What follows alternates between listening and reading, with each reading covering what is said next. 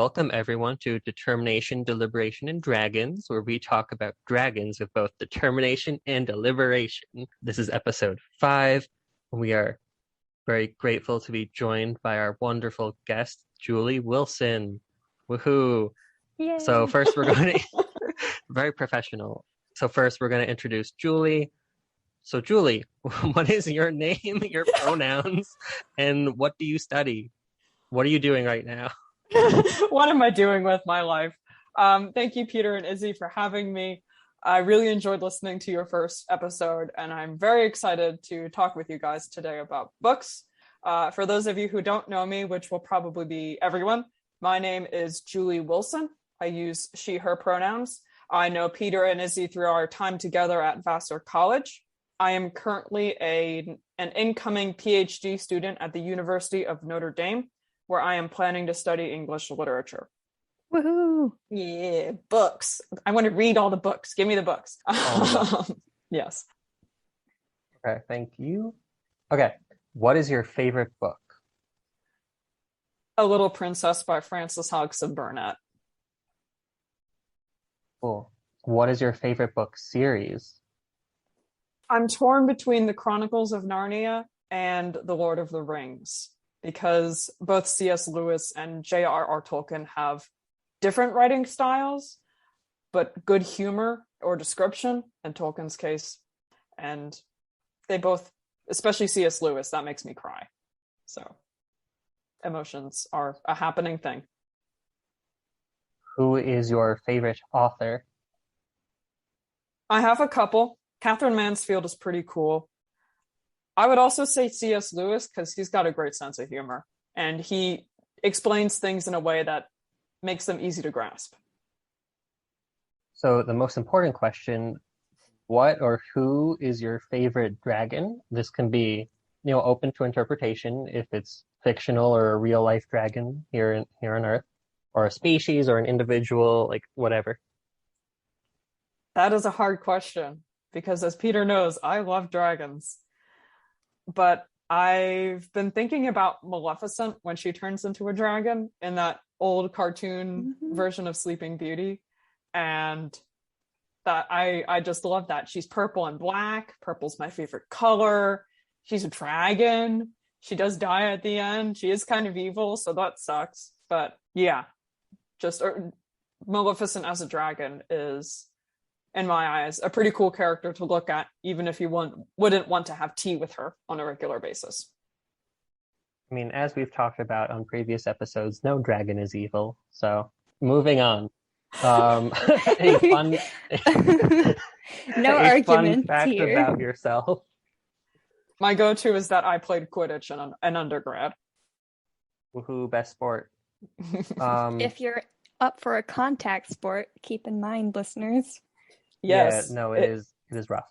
It is a contact sport. You literally get beaten all the time. And finally, why do you like writing and stories?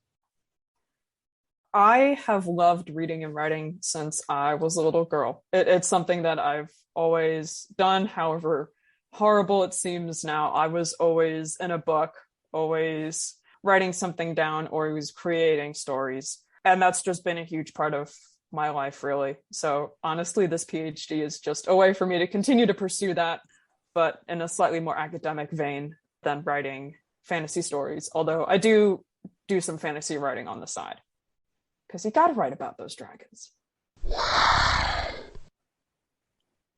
So in this podcast, we're going to talk about books as physical objects. And to kind of start that conversation, we're going to briefly talk about a short story that we read. It is called The Bookstore at the End of America by Charlie Jane Anders. It's in a book of short stories called A People's Future of the United States, edited by Victor Laval and John Joseph Adams.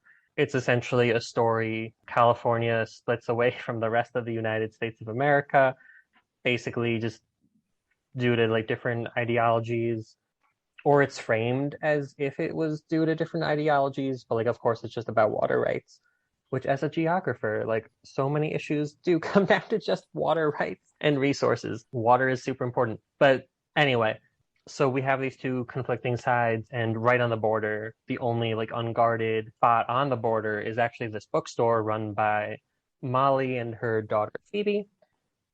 There are two entrances to the bookstore, one on the California side, one on the America side, and people from both sides can come in, browse through books, and it's kind of considered like this great neutral zone where like people still kind of read books that more or less fit into their worldview. Like there are different sections. There are like more books on religion on the America side and more books on like gender studies on the California side, we are told. So it's not like this perfect kind of utopia, but it's just an interesting kind of point in between these two places.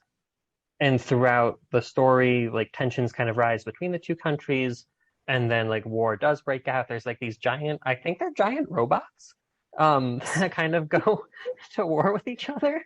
And there's explosions and things, and Molly's like getting everyone in her bookstore.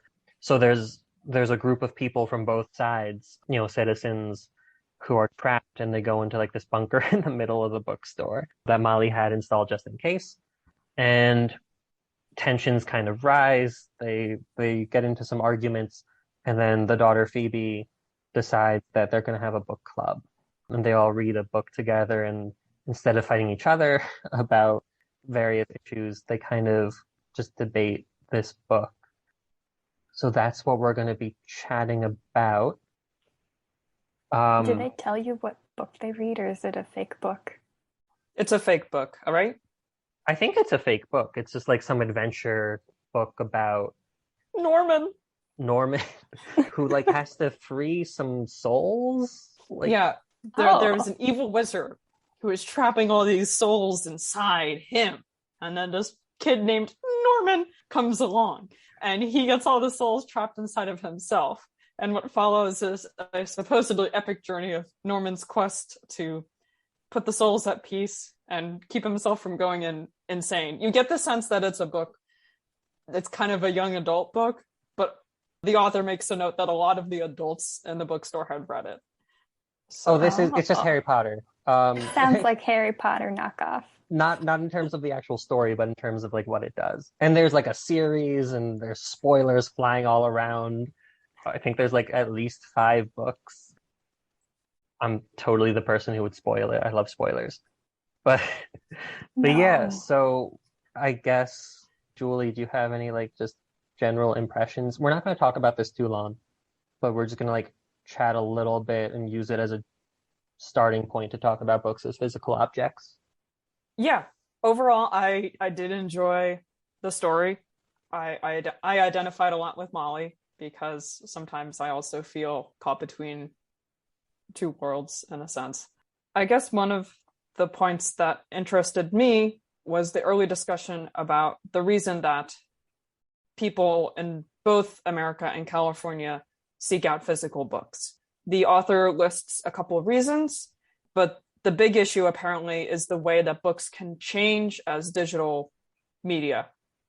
The author specifically mentions the use of advertisements or random content that will suddenly pop up and interrupt a reader's experience of the book when they are on their updated versions of tablets and phones and laptops. Consequently, if you really wanted a book that didn't change, you had to go to a bookstore and get a physical book, because it is much harder to insert customized advertisements into books, supposedly. I thought this point was interesting, but I think it's missing the point about how books do change as physical books. Texts do shift over time, albeit at a much slower rate. And that's what I discussed in my research. So when I came across that point, I did agree with it. I do like print books, because if you go to page 47, it's pretty much the same thing on page 47 every time. But that doesn't mean that people don't put in advertisements or don't write things into books that can change the content or the meaning of the content, or do other things to transform the physical book. Yeah, that's a point that I definitely didn't really pick up on. This is why Julie does like the physical books, and like the geographer in me is more picking up on like the political ideology stuff. But I think that's super interesting, and like thinking about how different editions change over time, or like I mean, I love talking about Harry Potter, like how the different, like the UK version has different language than the Sorcerer's Stone in the US. And like obviously I feel like a lot of us have had these conversations around like, oh, I read paper books, I don't read on the Kindle or stuff like that. So there's definitely different ways to consume and different, I guess, different things that go along with that. Yeah, and like I'm thinking like when you watch videos or like shows and things, like you get advertisements. I don't know about like books with advertisements in it, but that's just kind of where my head was jumping to. I know Um, about books with advertisements in it. It's hilarious. Bit of a genre break, but in manga they have advertisements. And they even have a little page sometimes at the end where they're like, tear this page out and send it in to the publisher, fill out our survey, and maybe you'll like win a prize. And I'm always reading these manga from a library, so it's like I'm not going to deface a library book from this manga that was published 10 years ago and send it to the publisher. But it's really funny to always see those and be like, this is irrelevant to me. But somebody who bought this book at the time that closer to when it was published, maybe it came of use to them. that's actually just making me think of like there's one section in this story where a book was sold to someone, but someone else was promised a book, and that person, they talk to the person who bought it and are like, oh, I can, digitize it and return it to you in good condition. And the other person's like, no, like I'm sorry, I own the book, I bought it. So like where you get these books from, whether it's the library or you're borrowing it from a friend or you bought it, like what you do with the book can be different too. And that brings up a good question about what happens when you digitize a book. Because if you want a really good photocopy image of the pages on a book, you either need to lay the book super flat onto our modern day photocopiers. I don't know how digitizing books works in this futuristic situation. You either have to lay it flat, which could damage the binding, or you have to cut out each page, lay it flat onto the photocopier, and then sew it all back together or glue it back together. So yeah, Peter, I'm glad you brought that up because I didn't realize that there was a physical issue that was potentially happening. In addition to the political biases between these two characters who don't like each other to begin with. And then there's the added tension of wanting the same book, but not being able to work out a good solution. Yeah, again, I don't focus on I missed all of these points until we start talking about it now. But kind of just to wrap this up and move on, I thought we would just briefly mention how books are kind of used in this story. I mentioned in the summary that they have like this book club to kind of ease tensions and stuff. And I kind of had an initial reading of that, and Julie made a good point, and she'll make it again for all of you listeners. So when I initially read this, I was very happy with it. And I was like, oh, this is so delightful. Like everyone's getting along. And then as I was thinking about it and like I reread it, I found myself just being disappointed with it. So everyone kind of stops arguing about these different issues and they just talk about this fantasy Harry Potter-esque book. And in my mind, there are some disagreements and like opinions that I don't think it is okay to agree to disagree on. And they bring up like issues of there's one book that Molly will not stock because it's like this racist book that characterizes people in certain ways. And like the America side gets annoyed at her for that. So when when I was thinking about it, I was like, okay, I kind of don't want these conversations to stall or to not even be had, and like in favor of just pretending like everything's okay and we're going to chat about like these other things. But I think Julie had a great follow-up reading, and if you could explain like your thoughts, that'd be great. Yes, I'm happy to explain it again. First, I wanted to say that I really liked your thought process, Peter, because that hadn't crossed my mind. It is true that at the end of the story, they don't talk about big issues. And to a certain extent, that's unacceptable because at some point you have to talk about race, about religion, about gender, about the value of human life. Those are big topic discussions that can't just get swept under a rug. Or at least I agree with you in that they shouldn't get swept under a rug, especially how you treat others or decide to harm others. That you need to talk about because people are getting hurt. So when you were making your point, I found myself agreeing with it, but I also wanted to counteract it a bit and propose a different reading. The benefit of the book club is that they avoid these conversations. Not that these conversations aren't important and shouldn't be had, but because in order to have productive conversations, these people needed to establish common ground. And in this case, it was this teen drama fantasy novel about Norman. And I love that name. And however basic or childish that may seem, they needed to recognize, or at least I felt like they needed to recognize that the other side was human. And again, we have common ground. Let's not vilify each other first. If we want to see actual change happening, actual reconciliation, we need to get to know each other as individuals before we have those hard conversations.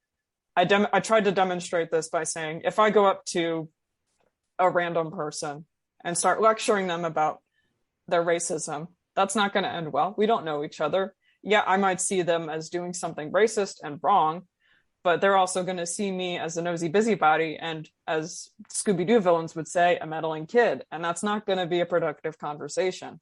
But if I take time to get to know the person and they take time to get to know me, hopefully over time we can have hard conversations. And neither of us might change our mind, but at least there will be more respect and more respect than... See, even English majors can't do words sometimes. All I got is respect. I do see it as an integral part of wanting to make change with tough subjects like racism, like gender, and vilifying the other side isn't going to get you anywhere. So sometimes putting those conversations on hold might be a better approach. Although, as Peter pointed out, there is time for confrontation. There's also a time to just blab about Norman. Yeah, no, I think that's a really great point. Like, these conversations need to happen, and like, again, there are some things that are unacceptable, but taking a breath and having conversations in a more productive way, like with a better understanding of each other, is probably a better approach. So when I read this, I was like, oh, they're just like avoiding all these things. But I think Julie's reading of like, no, they're going to get to those things is a good reading.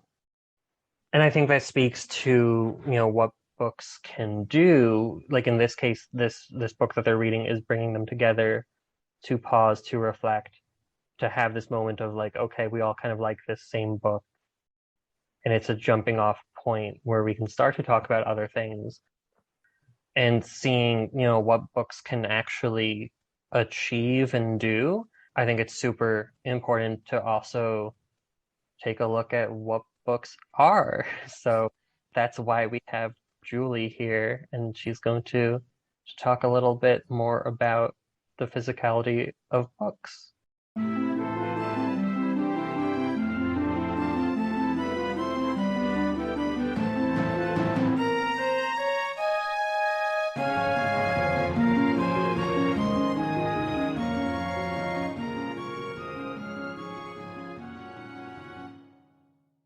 Whenever you are ready, everyone, we're going to talk about some books or one book. One book and many books. We're talking about the physicality of books. Okay. Yes. So the way I was going to approach my time here talking about my research is to first give you guys a summary of how I got into this, what exactly is the stuff I do, and why I think it's important, in addition to what I'm hoping to do at Notre Dame. And then leave you guys lots of room for questions and comments and queries and whatever else you want to ask me about books as physical objects, or Beowulf. That works too. So the way I got into books as physical objects is an interesting story. I never intended to study it. I always imagined myself as a medievalist, someone who was interested in the stories, but not so much the texts that they were written on. And sure, I was interested in The Hobbit for reasons of how does how do medieval Grail legends play into The Hobbit? The reception history of medieval stories in later literatures has always been an interest, but I never thought that I would carry that interest into the study of physical books. All that changed at the University of Virginia when I arrived there to do my master's in English. And that's because I took a course on books as physical objects. Originally, I took it for two reasons. It sounded cool and it fulfilled my theory requirement. But as we were going through the semester, I did find myself enjoying it. And I really loved doing the final project for that class because I got to look at the print history of an old translation of Beowulf. So that's how I got into print history, specifically of this one translation of Beowulf by James Mercer Garnett. James Mercer Garnett, his dates are 1840 to 1916, and he was everything from a Virginian to a Confederate veteran to a scholar in Germany to a professor at the University of Virginia to a retired teacher in Baltimore, which is where he died. And it's been really interesting because studying his translation and how it was physically produced has led me to ask questions about race, about politics, much like the short story that we just discussed. There's a lot of talk about how Old English has been used by some in order to propagate white supremacy. There have been scholars that I've discussed how Southerners after the Civil War did cling to Old English as a way to try to assert white superiority after the shockwaves of the Civil War were still reverberating through the land. And I don't want to hide those conversations because as uncomfortable as they may be for me, it is important to recognize that dark side of how people have used these studies. But I think it's also important to recognize that it wasn't just the South interested in Old English, it was also the North. And you see that more clearly when you look at books as physical objects. Yes, Garnett's translation was produced by a Confederate veteran, but it was physically created by a Boston textbook company using paper probably sourced within Boston, given a green color distinctive of the Boston printing house and distributed across the United States and even seeping into some of the European countries and Australia. So I think, in short, I think it's important because it expands our understanding of how Old English functioned, both as a subject and as physical books in late 19th century America. That's something I hope to continue studying at Notre Dame. This time, however, I'm trying to keep an open mind because when I went into Virginia, I was so sure I was going to do one thing, and then I switched gears. So that may happen during my time at Notre Dame, but at least for now, I want to focus on the history of Old English in the post-Civil War period and how that offers an avenue for reconciliation between the North and South, as well as an avenue for other means like white supremacy. I blabbered a whole lot, so now I'm going to turn it over to you guys and just let you ask questions about what exactly do I do? Yeah, thanks for sharing that. That was really interesting because you had shared a few notes before, but that was really more detailed than I had read in your notes. Really interesting. Thank you. I hope it's interesting. Yeah, I mean, I have my initial question, and it's not the physicality of books because I stray from the topic. But were there any issues for him as he was trying to publish it? Like, because you said it was from a Boston publishing company. Did they have any thoughts about having this Confederate write a book and then publish it? Was there any pushback? That is a really great question. I don't think I've ever been asked that before, or if I've ever really considered it. And the answer to that question is no, there wasn't. And I will tell you why.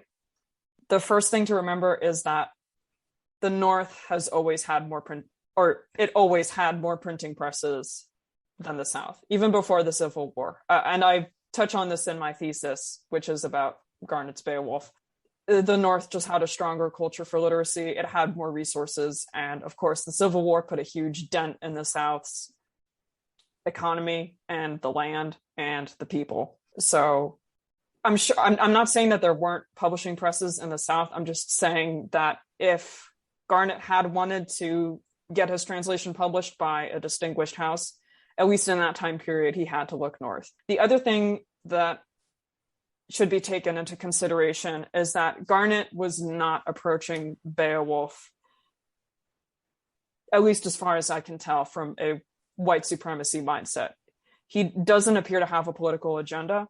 That's not saying that he didn't have one, but just based on the research I've done into his life, he always seems to have had this interest in education. When the Civil War broke out, he was doing graduate work at the University of Virginia.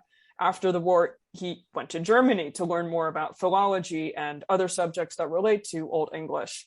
He taught for a long time. So he's approaching this, yes, as a Southerner, but also as a very educated scholar who's had experience teaching Old English for at least 10 years by the time the first edition came out. And the company that he published with was specifically a textbook company who was really interested in finding scholars who really knew their stuff and publishing their material in order to better educational textbooks across America. For the record, that company is Gin and Company. They are no longer in existence, but they were pretty big in the post-Civil War era, and especially even after World War I, they still had a huge presence in America and across the globe. So to conclude, Peter, that's a great question, and I'm really glad you asked that. Does that answer your question, is what I should be saying? Not really, because okay.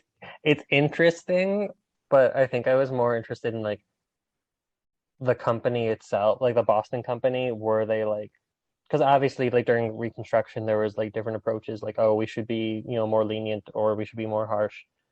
Like, did they have any qualms about working with a Confederate? Like the company itself. So like less about him and more the company side. I would also again say no, because Gin and Company produced 2 other books on Old English that were written by Virginians. James Harrison's edition of Beowulf, so the Old English text, and then John Leslie Hall's translation. To provide some date backgrounds, Garnet's original translation was released in 1882 and was reprinted multiple times up until 1912, which was when the final reprinting was issued. Harrison's edition was also first released in 1882 and went through several editions and reprintings. John Leslie Hall's translation came later in 1892. That didn't go through as many reprintings, but it did go through some. So again, very good question, Peter. I would answer by saying that they were more concerned about education, and they didn't see previous Civil War alliances as a roadblock. That would be my answer. And I do have a very old book from 1938 on the history of Gin and Company. if you want more information, I can page through it and tell you who were some of the other authors they pulled from, who did they hire, from what geographical regions they drew. Does that still answer your question, or do you still have questions? No, that's better. I want to move on to like the actual like physical book. I can, yeah. Izzy, do you have questions? I do. It's not necessarily about Beowulf in general, but more of a book question, general book question. But I'm thinking about books and just their relationship really kind of intrinsically as like class symbols, and how like having a big fat book or having a wall of books is a class symbol in and of itself, and especially having older books and knowing that they're expensive and especially back in the day harder to get a hold of. And I'm just thinking, in your opinion, I don't know if you've thought deeply about this, but at what stage does a book have to be in like construction for you to consider it a book versus how far like destroyed or decomposed does it have to be for it to not be considered a book? Because I took a class on indigenous literatures, and we talked about how do you define what literature is, and we kind of came to the conclusion that it's a very open idea, because especially for indigenous literatures, we were talking about specifically for like Central and South America and Mexico, and how a lot of their writings either were destroyed or were carved into rocks, or maybe were dances that were remembered or stories that were passed down orally. And so that form of literature is a body of not like literal text in some cases, but was something that was just passed down through memory. So I'm thinking like in a broader sense, what do you consider a book? Speaking of like the physicality, and how much of the book needs to exist for you to consider it a book versus how much of it does not need to exist physically. So you're just asking my personal opinion about... Yes. Okay. In cases such as Beowulf, the more beat up, the better. I was lucky enough to look at a few first edition copies of Garnett's Beowulf at the University of Virginia Library, and some of them are just falling apart. And the librarian in me is like, oh my gosh, someone needs to get these books taped. They need glue. They need help. And the bibliographer in me is so excited because you get to see how the book was put together. I shared a few slides with you earlier, just to give you, before this podcast, to give us all a bit of an introduction into what I do before we actually started talking about it. And some of those pictures are from those 1882 books that are falling apart. And if you look closely within the binding, you can see scraps of paper that have numbers on them and words like algebra and theorem and formula. And it makes me wonder, did Gin Company just pick up a random math book, look at it, and go, no one uses this anymore, and then just tear it up and use it to support the binding of Garnett's translation? It's so cool. So yeah, I guess I would say, at least as a scholar, I'll take anything I can get. If it's falling apart, if it's got so many doodles on it, it's still evidence. It still tells a story.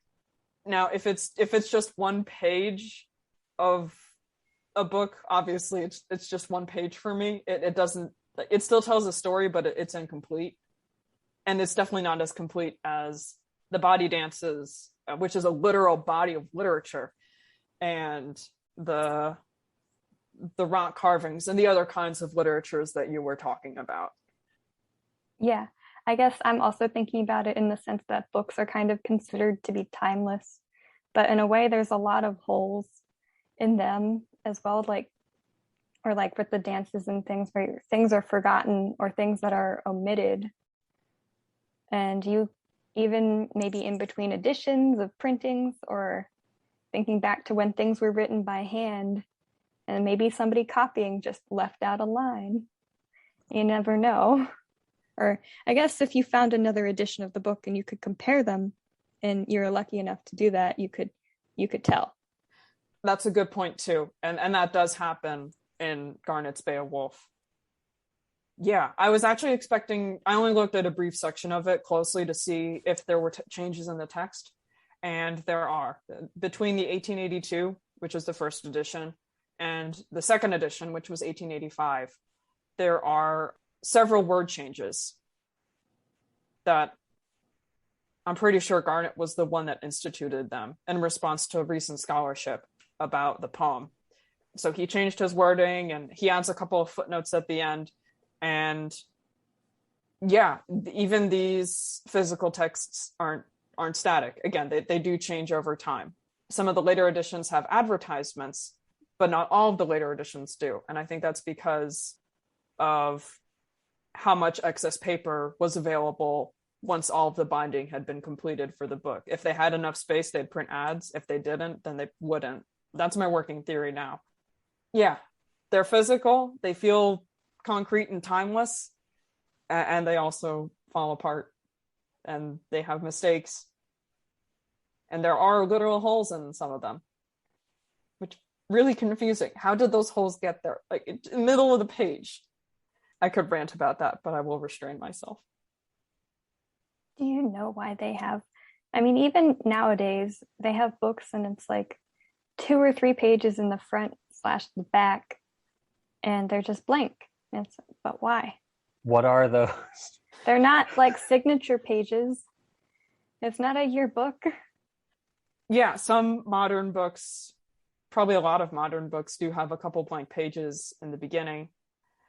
And my guess would be that those exist because the publisher just had leftover sheets in that gathering. So the way you make a book is you take a sheet of paper and you fold it a bunch of times after you print on it. And you need to calculate how much paper you need. When you fold it a certain way, you'll get a certain number of pages per whole sheet of paper that you used. And those are called gatherings. So I used one sheet of paper, rustle, to make about 16 pages.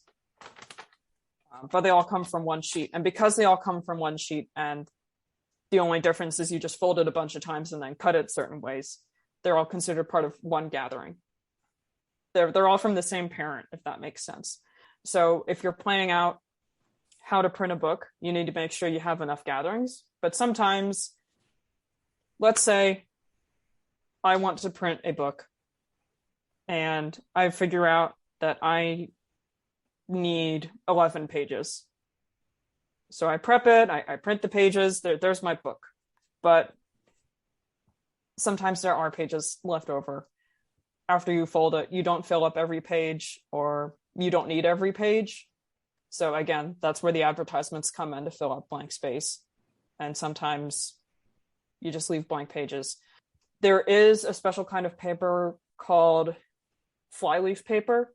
And that's the kind of paper that you see between the cover and then it extends out into the first page. And that's just there as a kind of glue to keep the cover connected to all of the pages. Yeah, but there also might be another process I don't know about. Did that make sense? Are you more or less confused after my attempted explanation? No, my dad has actually explained something similar. Like back in the day, there used to be these little booklet type things that you could buy. And you could, when you bought them, you literally had to cut the pages open yourself. I don't know if this was recent history. That's always how you've made a book. You fold paper a bunch of times. You print on the paper, then you fold it a bunch of times, and then you cut it open so that you can see all the pages. That's cool. I don't know. That kind of makes me think kind of similarly. I mean, you put like text on those pages, and obviously the text doesn't like always fit perfectly. And I mean, even if you're using like Microsoft Word, depending on where you are at the bottom of the page, like you might have lines like you'll have like a bigger space at the bottom or like a smaller space, and then you write some more and it makes it into a smaller space and it puts everything back up. So, you know, it's a process of like trying to fit everything onto those pages. I guess, is there anything like when you were looking at Beowulf, was there anything about the text itself and like the words and like the spacing that you looked at? What can that tell you about the book? And like, it's fine if you didn't look at that, like that's totally fine. I don't know if you did. So, yes, information such as spacing and arrangement of words on pages can tell you a lot. In the old days, you had to manually put in the text. So you had to, if you wanted it to go from one end of the page to the other, you had to make sure that there were spaces enough to fit it in. The whole paragraph thing that you're talking about, that had to be done manually rather than a computer automatically formatting it for you. And because this was a human activity, there are different styles for doing so. I imagine there are different ways to hyphenate, different ways to break words up, different strategies of spacing. Also, publishing houses would have different format requirements. For every book we publish, we're going to have a space that's yay big instead of yay big between words. The answer to your question, Peter, is yes, there is a lot you can learn about how the type is formatted. You can also learn a lot about what type was used. If you see type damage and it reoccurs across a book, you can figure out if one piece of type was reused across multiple plates and deduce what that will tell you about how they made the book. The reason I'm stumbling over this is because I didn't look at type a whole lot. Aside from the collating exercise I explained to Izzy, where I looked to see if the words changed, and also if the inking changed, and if there was type damage change over time, I didn't look at it for a few reasons. One, I didn't have time. This was just a master's thesis. I only had a year and a half with these books, and I was trying to look at as many as I could and just get a sense of the binding, and I just didn't have time to extensively collate each one. And that leads into reason two. I am super detail oriented, which is great for some things, but if looking at type just drives me insane because I see a lot of differences and I can't tell if it's just me, if it's the machine that I'm using to help me see those differences, if those differences mean anything, if I should write them down, what details to include or not. So I decided to not really focus on type. It is important. It can tell a lot, but for my sanity and given the time I had, I didn't really focus on it. I focused on font and on what kind of type they use and how big the pages that they fill the type into. But I left it at that because that requires more research and more patience and a little more insanity than I was willing to give at the time. That's fair. There's not enough time for everything. I was just curious. Now, again, you guys are asking great questions. This is great stuff. Not a question for the podcast, but just extra question. Do you know what a kerning is? Like when you're looking at the text? Oh, what? Do you mean kenning? I don't know how to it's spelled like Kerning. I don't know what a kerning is. I know a kenning is a word used to describe Old English poetry. Okay. No, because this is something that I always obsess over. It's literally just the space between different letters. But like specifically, like if you have an S and you have a T, there will always be like a specific, I mean, I guess not in handwritten, but like in, modern technology written things, there will always be a specific amount of space in between an S and a T as opposed to like an S and an A. Mm-hmm. So like every letter and like every other letter has a defined amount of space between it. And yeah, so when you're talking about like fixating on certain things and like kernings, there's a podcast, Which Please, that has an episode where they talk about the physicality of books and they bring in like a professor because the two hosts are like Canadian English professors, and one of their colleagues who works at the university with them like does the physicality of books and was like she was talking about like the kerning in Harry Potter. Anyway, random tangent. Yeah, and that's probably because I don't know if it's just because, but that reminds me of how when you were printing something in the old days, you would have a piece of type and it would have the A, but it would have negative space around it to form a little square. So obviously each piece of type was different just in terms of what letter they were representing and who was casting it. So yeah, it makes sense that the space between an S and an A would be different than an S and a T because you're using two different kinds of type letters. It also depends on the font and how you style the S versus the T and how much negative space you give or don't give them. Anyway, yeah, that's an interesting point. I now know a new word, kernings. Ooh. Now I'm thinking too, like in cartography, we're talking about like readability of like different things.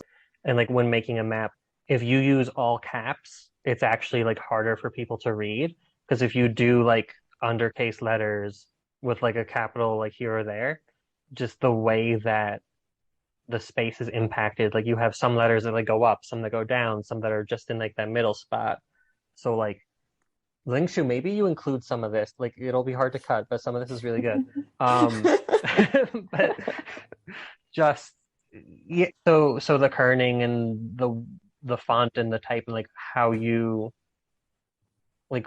decide whether or not to use capitals or lower cases does impact the readability and like what readers get out of the book too. There's a lot of other stuff about font and readability. And we discussed this a little bit in my class at Virginia. And I won't go into it further because I'm not experienced with it. But I will say that, yes, that a lot of other people have talked about this. And there are probably a lot of other resources that can introduce you to the nitty-gritty of font and letter spacing. Really intense topics on this podcast. Lingshu, you may or may not decide to keep this voice in the podcast. And that's okay. Keep it in, Lingshu. You said it. You said it was okay. It's recorded. It's out there. 5 years later, I'm going to be interviewing for professor jobs, and my interviewer is going to say, "Julie, I came across this podcast. Is this you?" And then they'll play it, and I will turn crimson red. But until then, yeah, go ahead. What could go wrong? So not something that's produced by the book companies or the author, but I wanted to talk about marginalia. And I guess, first, like, explain to the listeners what marginalia is, and then when you're looking at these different editions and books, what does that tell you about, I guess, the history of the book? So marginalia is roughly defined as any and all doodles, scribbles, words, marks, and other features inserted into a book by someone other than the author or the publisher. I was a research assistant for a professor at UVA, Andy Stauffer, who worked with another colleague, Kristen Jensen, on this kind of stuff. And they defined marginalia differently. They relegated marginalia specifically to scribbles and notes within the text itself, and used other terms to describe whatever you might find on the front flyleaves of a book, on the title page, or just on the outside cover of a book. Because yes, people have written on the outside cover of a book. I think I have one book that has writing on the outside cover, and it's very interesting. But for the interests of keeping it simple, I will just refer to everything as marginalia, because that's probably more familiar, and saying interventions is a mouthful. So yeah, marginalia are produced by the users. And this doesn't just have to be writing on a page. Some people glue in things like book plates or book reviews.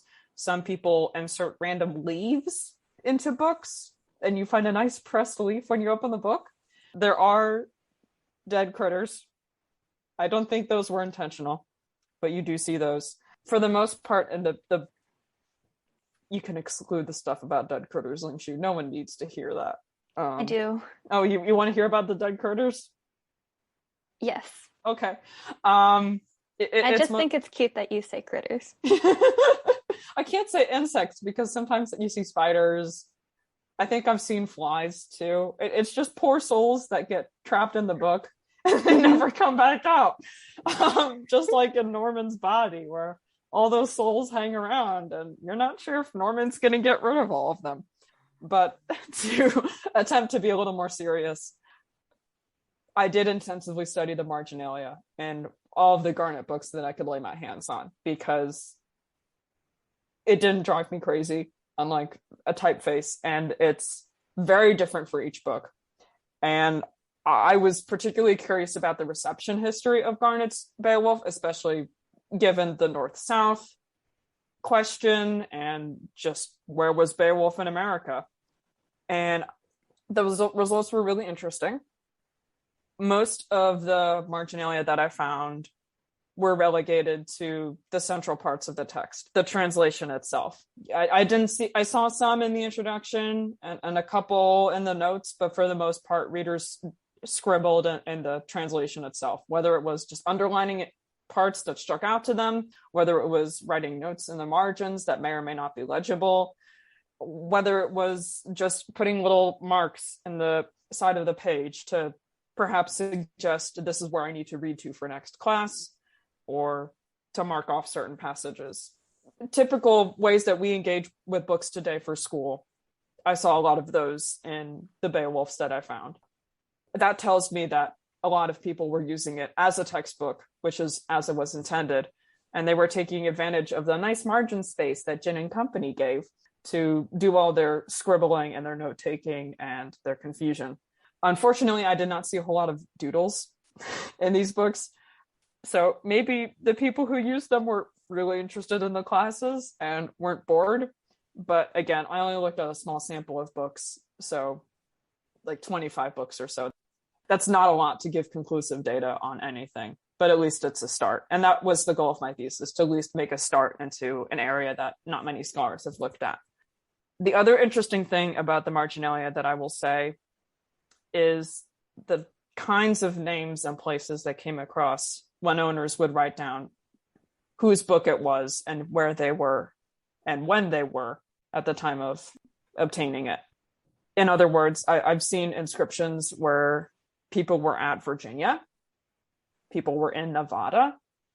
Vassar actually has a copy of the second edition, and that has an inscription from Ella Park Lawrence, who got the book from a lecture series, I think, at least according to her inscription, and somehow ended up in the hands of her daughter, and then it ended up at the Vassar Library because it was dedicated to one of the librarians. It's interesting in that book to look at the different book plates, the library book plates, the book plate that Ella Lawrence put in, and to try to piece together the story of where this book has been and who received this book, why. Obviously, there are still questions. Some of the signatures that I encountered were not legible or had no information other than a name, so I couldn't really identify them. And a couple confused me. But overall, the evidence seemed to show that this was used as a textbook and was treated as a textbook. And for the most part, was respected as a textbook. Can you just briefly explain what a book plate is? Because that's always confused me. Yes. A book plate is not actually a plate. It's a piece of paper that no one stuck a plate onto a book and said, a book plate, and left it at that. A book plate is a piece of paper, usually with a design on it, that you stick inside a book and use it to claim ownership and or explain the origins of the book. If you open up library books, pretty much anywhere you'll probably find them.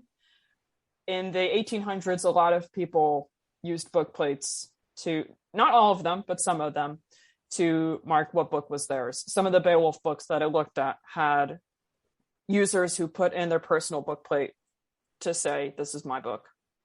And they used the same kind of book plate in other books. So by looking at the book plates, you can trace what that person's collection was.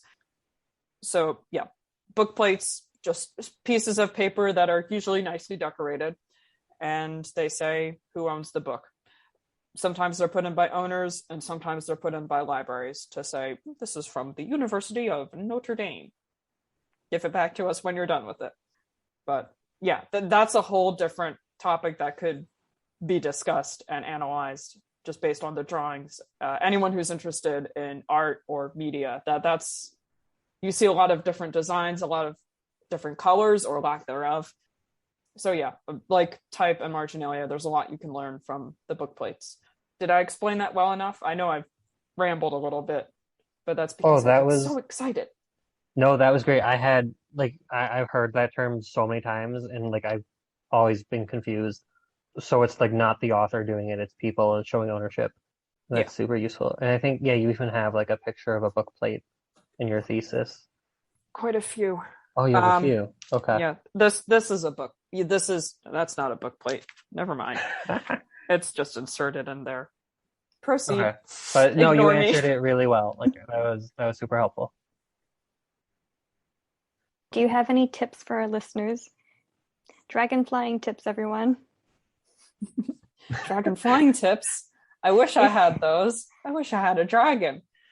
But alas, since I don't have a dragon or am able to fly because our Quidditch team has not yet worked that out with the brooms, I will simply resort to tips for curious readers who would like to continue to pursue this sort of stuff. Just go into your library and look for old books because you don't know what secrets they might be holding. I guess the other thing I would say is keep an open mind, because I thought I was going to be a straight medievalist, and now I'm doing stuff in American history, and it is a really cool way to tie Old English to American history to the present. So, final thing. If you have any copies of Old Beowulf stuff and you don't want them, contact me because I would like to build a personal Beowulf hoard. So yes, dragon hoarding tip. Just start collecting random books on Beowulf. Check out our website, which may exist by the time you listen to this podcast, listeners. And we may or may not have Julie's contact info. And that concludes episode 4 of Determination, Deliberation, and Dragons. Thank you so much to Julie Wilson for being an amazing guest. We loved having you on. And thank you to all of you for listening and joining us on this creative writing journey. Have a great day and see you soon. Bye.